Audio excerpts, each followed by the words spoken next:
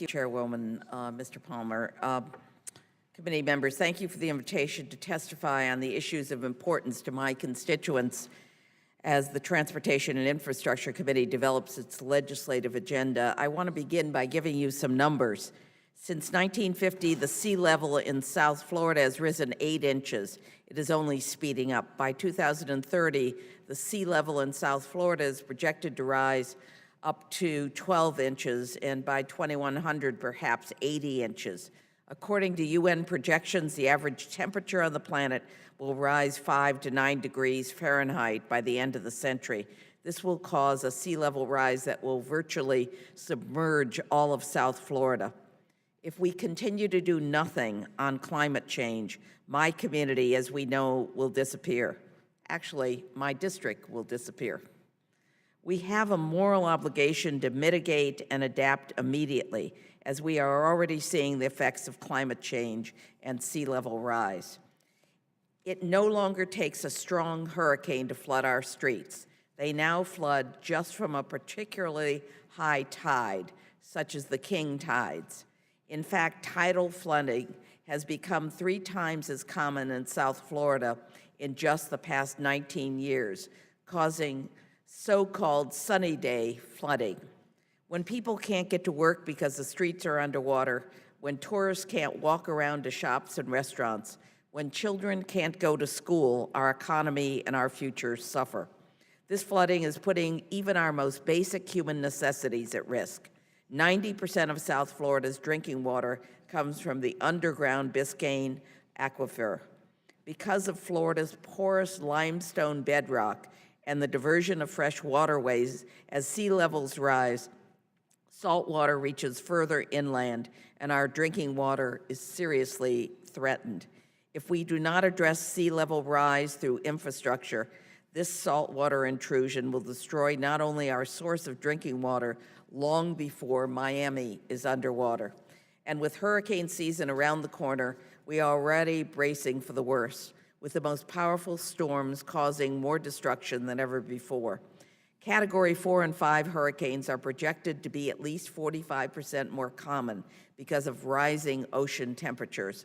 Combined with higher sea levels, when these storms make landfall, they don't just flood roads and stop traffic, they destroy homes and lives. Hurricane Irma caused $50 billion of damage to South Florida. Hurricane Maria caused the deaths of 3,000 Puerto Ricans. But through legislation from this committee, we can combat rising sea levels and be more prepared for looming threats. Clearly, climate change and sea level rise are environmental issues.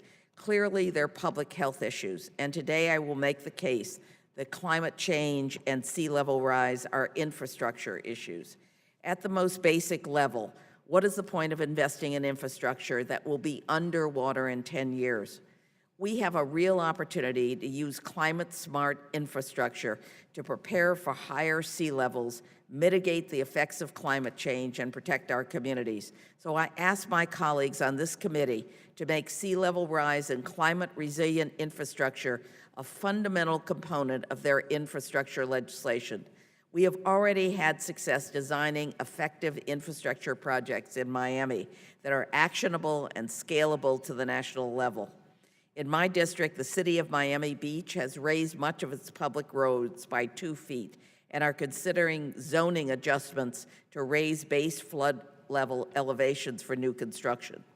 Miami Beach has spent $500 million installing massive water pumps that can move 30,000 gallons of water a minute from the streets into the ocean, draining over 7 inches of water a day. Combining these projects with natural green infrastructure can result in even better and more environmentally friendly results. Miami Beach completed a dune restoration project along the beaches. Dunes, which are beachside habitats for flora and fauna, minimize coastal erosion and help protect against storm surges. Similar dune restoration projects across the coast would provide substantial protections from storm surges. Public parks are also effective green infrastructure projects, as they can absorb many times more water than concrete helping to prevent flooding while providing green spaces for communities. In addition to raising or reinforcing seawalls, constructing natural seawalls from coral or oyster reefs is often even more effective as a solution, as these barriers only grow stronger over time. And South Florida's mangroves and other marine flora, which are similarly at risk by rising sea levels, can be effective ways of lessening wave impacts on coastlines. Restoring fresh waterways to the ocean, such as the diverted rivers and canals from Central Florida, can combat saltwater intrusion into the drinking water in Florida and other coastal communities. Ultimately, this committee has the opportunity to address sea level rise and protect communities across the country by integrating projects such as these your infrastructure bills. We can't wait. My district and many others are already seeing the disastrous effects of sea level rise as homes and lives are destroyed by flooding and storms. I hope you will address sea level rise with the seriousness it demands.